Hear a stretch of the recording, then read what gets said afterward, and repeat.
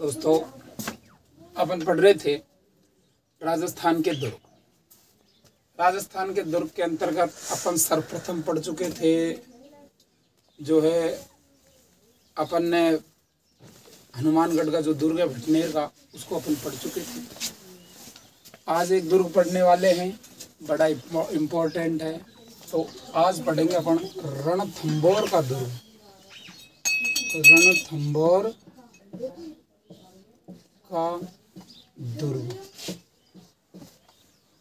रणथंभौर के दुर्ग की अपन बात करें तो रणथंभौर का दुर्ग पड़ता है सवाई माधोपुर। रणथंभौर का दुर्ग कहाँ पड़ता है? सवाई माधोपुर।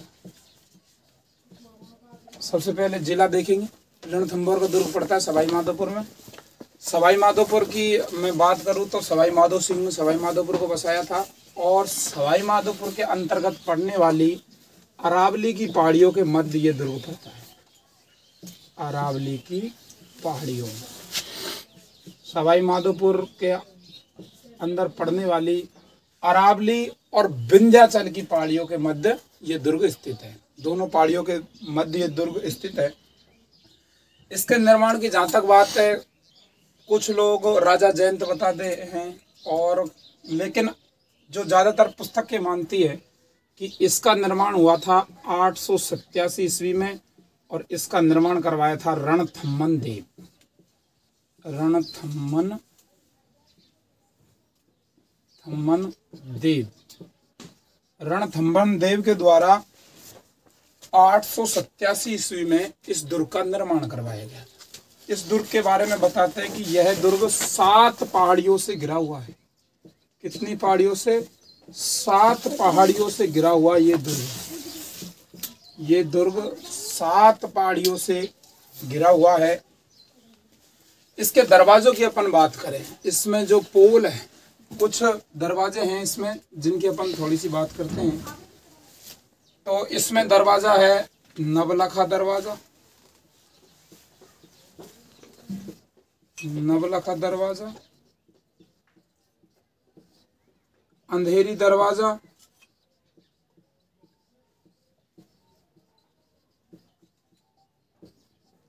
हाथी पोल,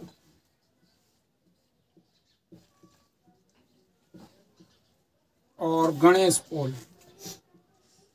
गणेश पोल, इसमें ये 4 दरवाजे कहा जाता है। नवलखा जो दरवाजा है ये मुख्य दरवाजा है।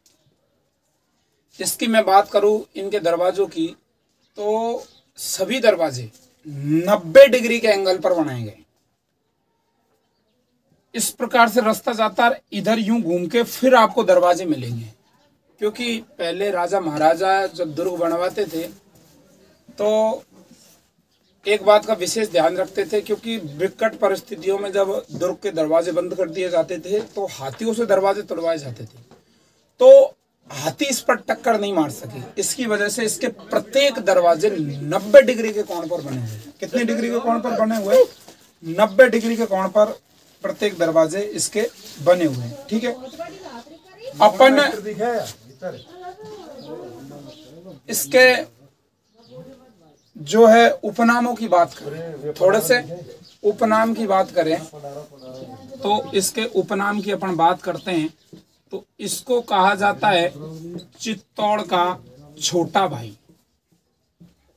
चित्तौड़ का छोटा भाई, चित्तौड़ का छोटा भाई इसे कहा जाता है इस दुर्ग को, क्योंकि चित्तौड़गढ़ के दुर्ग के बाद में इस क्षेत्र में सबसे सुदृढ़ और सबसे अच्छा किला है तो रणथंभौर का किला है। दुर्गाधिराज, दुर्गाधिराज इसे कहा जाता है। चित्तौड़गढ़ का छोटा भाई इसे कहा जाता है और दुर्गाधिराज इसे कहा जाता है। तो इसके 2 उपनाम है। अब एक व्यक्ति है जो आपको हर दुर्ग के बारे में लगभग ये कमेंट देता है और इन दुर्गों की उस व्यक्ति की बात करें तो उसका नाम है जो अकबर का नवरत्नों में है, अबुल फजल। अबुल फजल, देखिए इनको लिख लीजिए, आप चाहो तो इनको लिख लीजिए। रणथंभौर का दुर्ग सवाई माधोपुर में पड़ता है, अरावली और विंध्याचल पहाड़ियों के बीच में है, 7 पहाड़ियों से घिरा हुआ ये दुर्ग। 887 में इसका निर्माण करवाया था रणथंभन देव ने। इसके दरवाजों की अपन बात करें, नवलखा दरवाजा है जो मुख्य दरवाजा है, अंधेरी दरवाजा है, हाथी पोल है, गणेश पोल है। उपनाम की अपन बात करें तो इसको कहा जाता है दुर्गाधिराज और चित्तौड़ का छोटा भाई। देखिए इस दुर्ग से संबंधित और कुछ एक बातें देख लेते हैं जो अच्छी अच्छी है।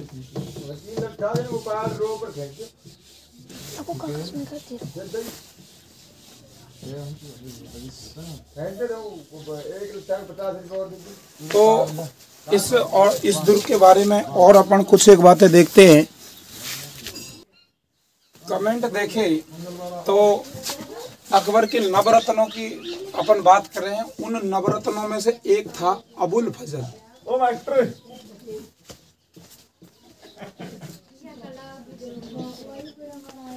अबुल फजल, तो ये अबुल फजल क्या कमेंट देता है इस पर?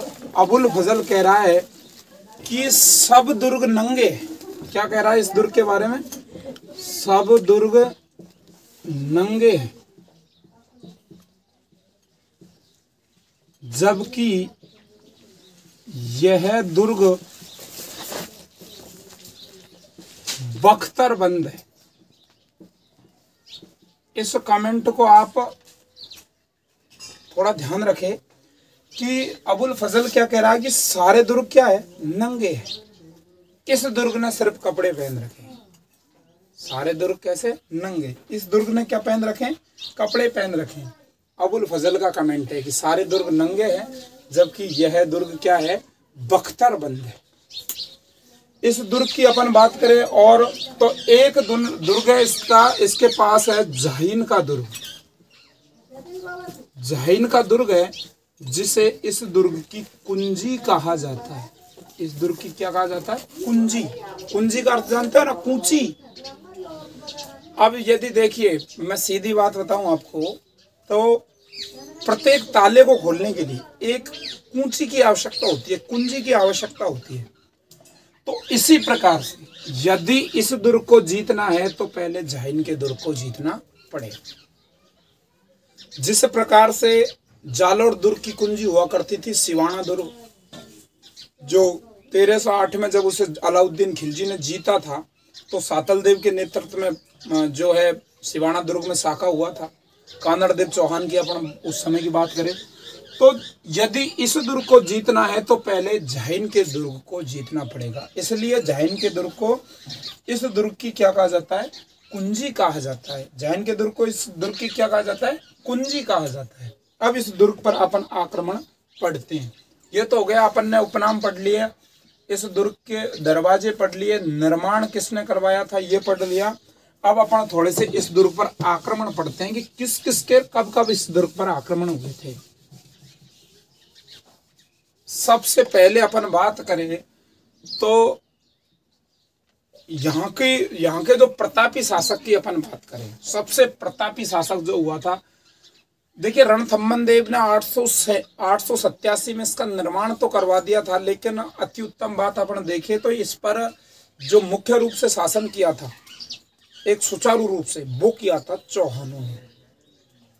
कहा जाता है कि पृथ्वीराज चौहान के पुत्र, जब पृथ्वीराज चौहान तराइन के द्वितीय युद्ध में हार गए थे, उसके बाद में उनके पुत्र गोविंद राज ने यहाँ पर चौहान वंश की नींव डाली थी। चौहान वंश यहाँ पर स्थापित हो गया था। उसके बाद में जो है बाघ भट्ट के बाद में जेत्र सिंह हुए थे। तो जेत्र सिंह ने, कहते हैं कि जेत्र सिंह ने यहाँ पर 32 वर्षों तक शासन किया था। कितने वर्षों तक? 32 वर्षों तक शासन किया था। और उसके पुत्र हुए थे हम्मीर देव चौहान। हम्मीर देव चौहान 1282 पर गद्दी पर बैठे थे, 1301 तक हम्मीर देव चौहान रहे थे। यानी 1282 में वो गद्दी पर बैठे थे और इधर सत्ता परिवर्तन होता है दिल्ली में। दिल्ली में क्या होता है? सत्ता परिवर्तन होता है। गुलाम वंश के अंतिम जो शासक थे क्यूमर्स का वध कर देते हैं। कौन? जलालुद्दीन खिलजी। जलालुद्दीन खिलजी।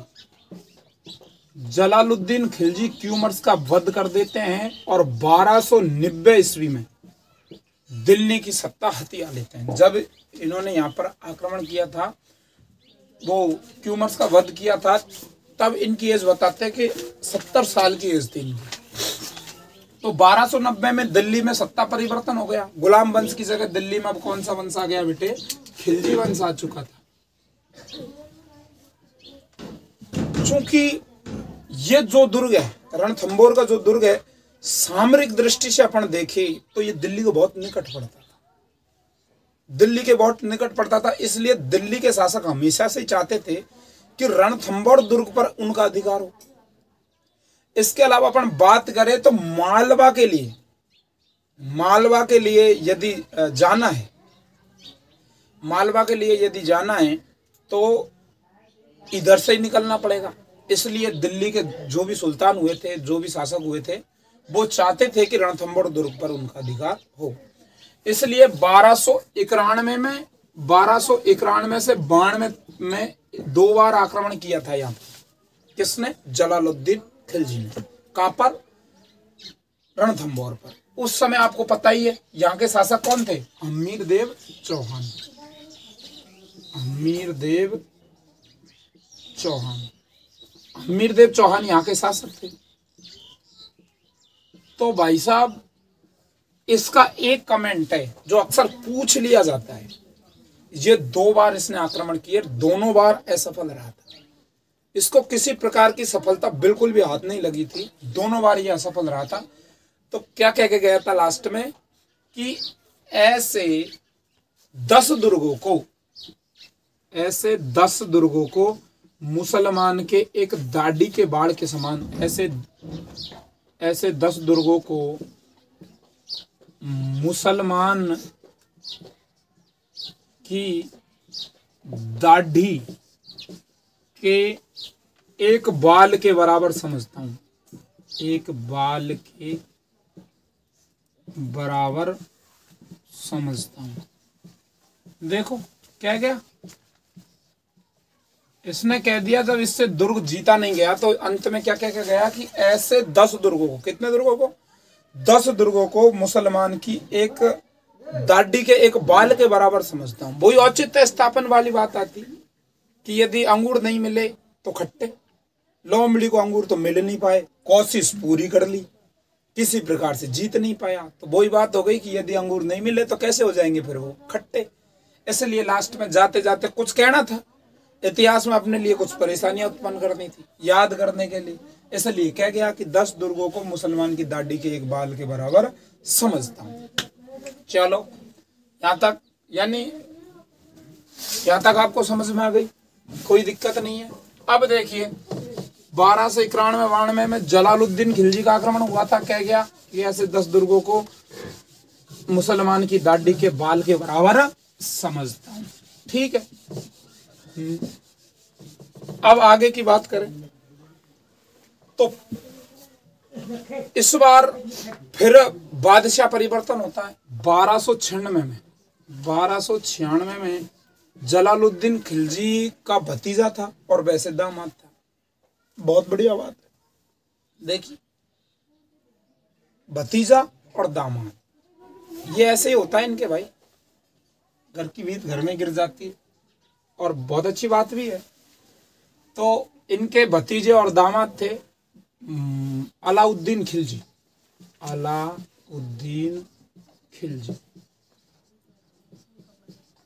अलाउद्दीन खिलजी ने जलालुद्दीन खिलजी को मार दिया। करता तो कह दिया, करता तो कुछ भी नहीं, बस बात करता है कि दाढ़ी के एक बाल के बराबर समझता हूँ, ये समझता हूँ, वो समझता हूँ, तो करता तो कुछ नहीं है, इसलिए मार दिया। चल, अब इसने यहाँ पर आक्रमण किया था। तो बताते थे कि ज्यादा गहराई तक नहीं जाऊंगा, जब रणथंबोर का इतिहास पढ़ाऊंगा तब आपको ज्यादा गहराई तक लेके जाऊंगा। 1301 में यहाँ पर सफल आक्रमण होता है। वैसे 1299 से चालू हो जाते हैं आक्रमण, लेकिन 1301 में यहाँ पर अपनों के विश्वासघात के कारण ये दुर्ग अलाउद्दीन खिलजी जीत लेता है। ठीक है, और यहाँ राजस्थान का पहला साका होता है 1301। क्या होता है राजस्थान का पहला साका? मैंने उस दिन भी बताया था भटनेर के दुर्ग के समय जब अपन पढ़ रहे थे, तो यहाँ पर रानी रंग देवी के नेतृत्व में जौहर होता है, रंग देवी, और हमीरदेव चौहान के नेतृत्व में केसरिया होता है। 1301 में राजस्थान का पहला शाखा पूर्ण होता है यहाँ पर। अब आगे आक्रमणों की और आगे के आक्रमणों की अपन बात करें, देखिए हाँ एक बात और बताना भूल गया था, मैं बता रहा कि दो तीन कमेंट इससे संबंधित। एक कमेंट तो अबुल फजल का था कि सारे दुर्ग तो नंगे हैं, जबकि रणथंभौर के दुर्ग ने कपड़े पहन रखे, जींस पैंट पहन रखे, ठीक है, यानी सारे दुर्ग नंगे हैं और रणथंभौर का जो दुर्ग है वो बख्तरबंद है। पहला कमेंट अबुल फजल का। दूसरा कमेंट जलालुद्दीन खिलजी का कि मैं ऐसे 10 दुर्गों को मुसलमान के एक बाल के बराबर समझता हूँ। तीसरे कमेंट की अपन बात करें तो एक इतिहासकार और विद्वान हुआ करता था अमीर खुसरो। अमीर खुसरो जो कि अलाउद्दीन खिलजी के साथ सेना में था, वो यहाँ पर आया था और इसने इस दुर्ग को जीते जाने के बाद क्या कहा था, आज कुफ्र का घर, आज कुफ्र का गढ़, कुफ्र का गढ़ इस्लाम का घर हो गया, इस्लाम का घर हो गया। इसको आप जरा ध्यान रखना, आते रहते हैं ये क्वेश्चन कि अमीर खुसरो का क्या कमेंट था। ऐसे दे देंगे क्वेश्चन, ऐसे नहीं पूछेंगे कि अमीर खुसरो ने क्या कहा था। क्वेश्चन ऐसे पूछा जाएगा कि आज कुफ्र का गढ़ इस्लाम का घर हो गया, ये किसने कहा था या किस दुर्ग के लिए कहा था, ये सारी चीजें पूछते हैं। कुफ्र का मतलब होता है बेटे धर्म विरोधी, धर्म विरोधी। आज कुफ्र का घर क्या हो गया, इस कुफ्र का गढ़ क्या हो गया, इस्लाम का घर हो गया। एक बात और ध्यान रखना, औरंगजेब ने कहा था, एक और कहा था कि आज कुफ्र का दरवाजा टूट गया। जसवंत सिंह की मृत्यु के लिए कहा था, वो औरंगजेब ने कहा था। जब जसवंत सिंह जो मारवाड़ के महाराजा थे उनकी मृत्यु हुई थी, तब कहा था, किसने, औरंगजेब ने कहा था कि आज कुफ्र का दरवाजा टूट गया। इसको, ये दोनों कमेंट एक जैसे ही, लेकिन इसमें कहा था आज कुफ्र का गढ़ इस्लाम का घर हो गया। ये किसने कहा था, अमीर खुसरो ने कहा था, रणथंभौर दुर्ग के लिए कहा था। आगे पढ़ते हैं इसको, आगे के और आक्रमण पढ़ते हैं कि और इस पर किस किस के आक्रमण हुए थे, वो देख लो भाई। देखिए 1535 में यहाँ पर बहादुर शाह का आक्रमण हुआ था। बहादुर शाह, गुजरात का जो बहादुर शाह था उसका आक्रमण हुआ था। 1542 में ये शेर शाह के अधीन रहा था, शेर शाह सूरी के अधीन ये किला रहा था, ठीक है। 1535 में बहादुर शाह ने इस पर आक्रमण किया था। 1542 में शेर शाह सूरी के अधीन रहा था, ठीक है। एक बात और बताऊं, जब मृत्यु हो गई थी ना राणा सांगा की, तब उसकी पत्नी रानी कर्मावती अपने दोनों पुत्रों से, कौन कौन से पुत्र थे, एक तो उदय सिंह था और एक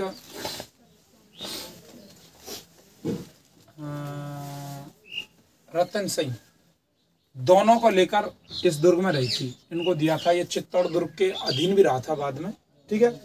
1569 पे यहाँ पर अभियान किया था किसने, अकबर ने। 1569 में यहाँ पर अकबर ने अभियान किया था पहली बार। ध्यान रखना, इस दुर्ग पर जब अकबर ने अभियान किया था तो पहली बार मानसिंह साथ थे। मानसिंह की आयु बहुत कम थी, पहली बार किसी युद्ध अभियान में गए थे। 1569 में अकबर के साथ पहली बार इन्होंने युद्ध अभियान किया था। किसने, मानसिंह ने। किसके साथ किया था, अकबर के साथ। अब इस दुर्ग में है क्या क्या, देखो इस दुर्ग में क्या क्या है वो देखो। देखो 1500, आपको पता है 1291 में जलालुद्दीन खिलजी ने इस पर आक्रमण किया। 1301 में सफल आक्रमण हुआ किसका, अलाउद्दीन खिलजी का। जलालुद्दीन खिलजी का कमेंट आपको याद है, ठीक है। अलाउद्दीन खिलजी का आक्रमण हुआ था। 1535 में बहादुर शाह का आक्रमण हुआ था। कर्मावती के अधीन में ये दुर्ग रहा था। 1542 में शेरशाह सूरी का ने इस पर अधिकार किया था। 1569 में अकबर स्वयं आया था यहाँ पर, और उसके साथ में कौन आया था, पहली बार अभियान पर आया था मानसिंह।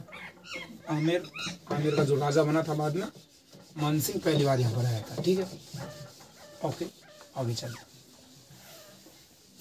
इसमें कुछ ऐसी चीजें हैं, एक ऐसा अस्त्र इसमें जिसको कहा जाता है अर्रादा, अर्रादा या फिर उसको भैरव अस्त्र भी कहा जाता है, भैरव अस्त्र। ये भैरव अस्त्र क्या था? ये पत्थर फेंकने की एक मशीन थी, पत्थर फेंकने की मशीन, फेंकने की मशीन। देखिए 1299 में इससे ही आने वाले गोले के कारण, जब वो दुर्ग की प्राचीर तोड़ रहा था नुसरत खान, तो इससे आने वाले पत्थर ही सीधा नुसरत खान की छाती पर आकर पड़ा था, जिससे नुसरत खान की मृत्यु हो गई थी।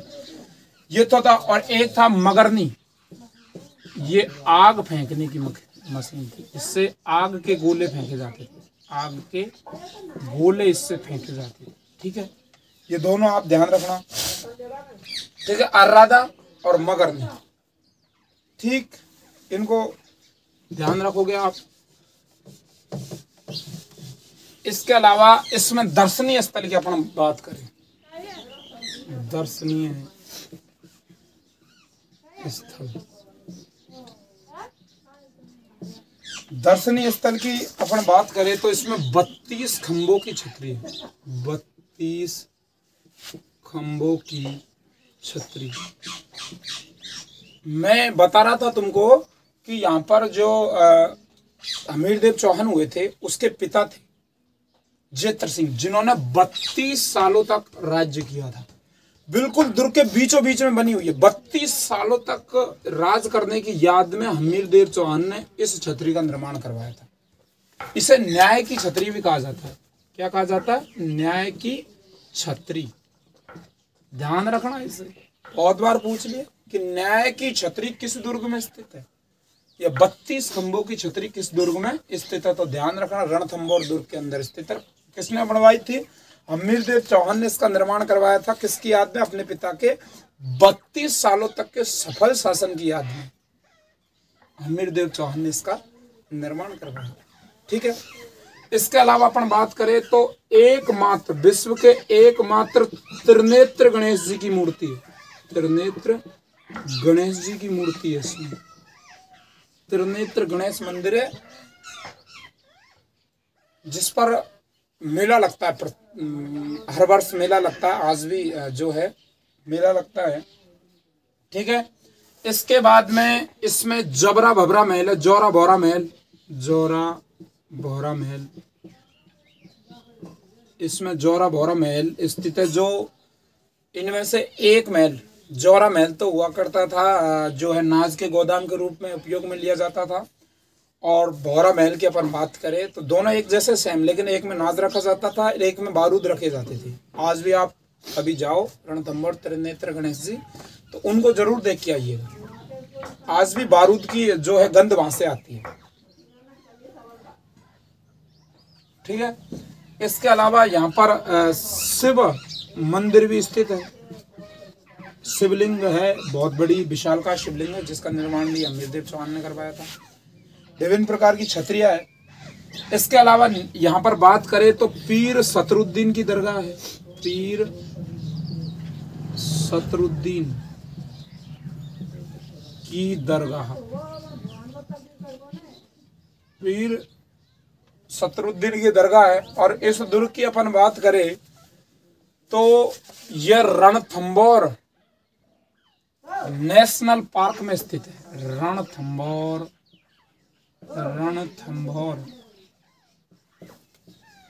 राष्ट्रीय उद्यान किसके लिए जाना जाता है? ये टाइगरों के लिए, टाइगरों के लिए ये जाना जाता है। रणथंभौर राष्ट्रीय उद्यान इसके बीचों बीच स्थित है। इस दुर्ग की अपन बात करें तो इसमें त्रिनेत्र गणेश जी का मंदिर, 32 खंभों की छतरी जो आमोद प्रमोद के लिए बनाई गई थी। सलाह वगैरह इस छतरी के अंदर बैठकर ली जाती थी, जो भी युद्ध वगैरह की जो भी सलाह होती थी इसके अंदर ली जाती थी। इसकी याद में बनवाई थी इस छतरी को? हाँ, अपने पिता जेत्र सिंह यानी अमीरदेव चौहान ने अपने पिता जेत्र सिंह के 32 वर्षों के सफल शासन की याद में इस छतरी का निर्माण करवाया था। त्रिनेत्र गणेश जी का मंदिर है, जबरा भबरा महल है, शिव मंदिर है, पीर शत्रुद्दीन की दरगाह है। और इसके अलावा अपन बात करें तो गुप्त गंगा और है।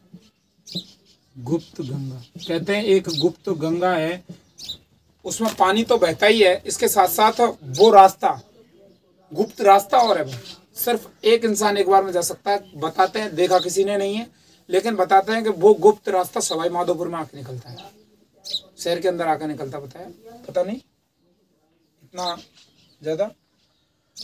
और इस दुर्ग की अपन बात करें तो एकमात्र ऐसा दुर्ग है, राजस्थान का एकमात्र ऐसा दुर्ग है जिसमें मंदिर, मस्जिद और गिरजाघर है।